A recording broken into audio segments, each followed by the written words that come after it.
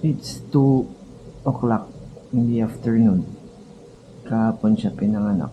And then, ito, ako naman, kahapon pa walang ligo.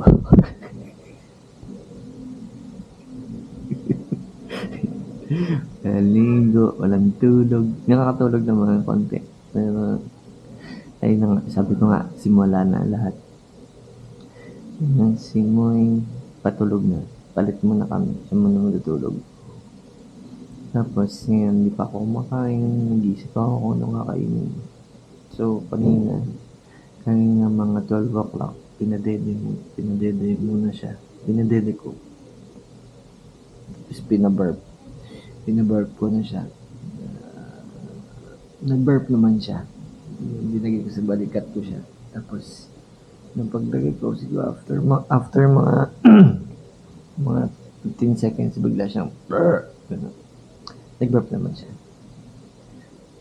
Yun lang muna yung update, no? Oo nga pala kanina, nagpunta dito si Doc Principe.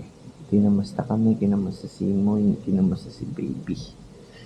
And then, kwento niya yung mga nangyari noong pinapanganak si Baby. So, ayun na nga, nagkabol na yung cord niya 2 times. 2 beses. Parang sintas ng sapatos. And thank God talaga na agapan yung pinagmaga ko si Baby.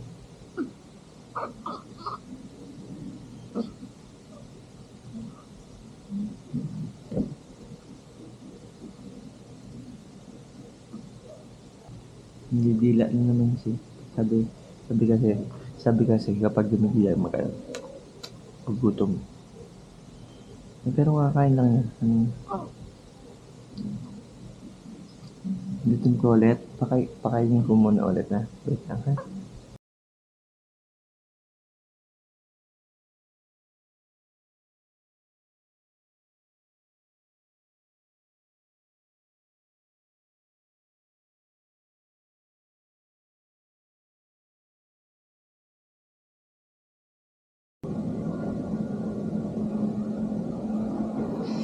Yan.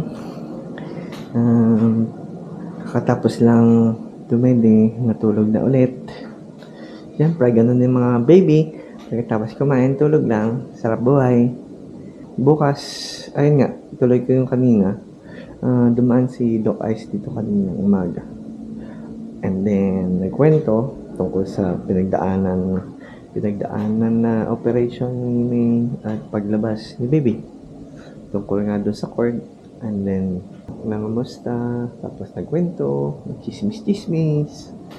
Tapos, ang sabi niya, bukas daw ng umaga ay makakauwi na kami. Yes! Woo! Pero hindi pa kami bayad sa hospital. Ay, pero at least, safe na yung dalawa. Thank you, Lord. Yung screening niya, newborn screening, after 2 weeks yata, malalaman yung result. Tapos tatawagan na lang kami para sa result ng newborn screening. Yung hearing, left and right, pass naman siya. Pass. Okay naman. Bukas, uuwi na kami at makakapagpahinga. Charot. Hindi kami makapagpahinga, syempre. Puyatan to the max na to. Salit-salitan. Tapos, si May magpapahinga, magpapagaling sa kanyang tahi. Salamat sa mga nag-pray. Salamat sa mga congrats na na kami. Parents. Daddy and mommy.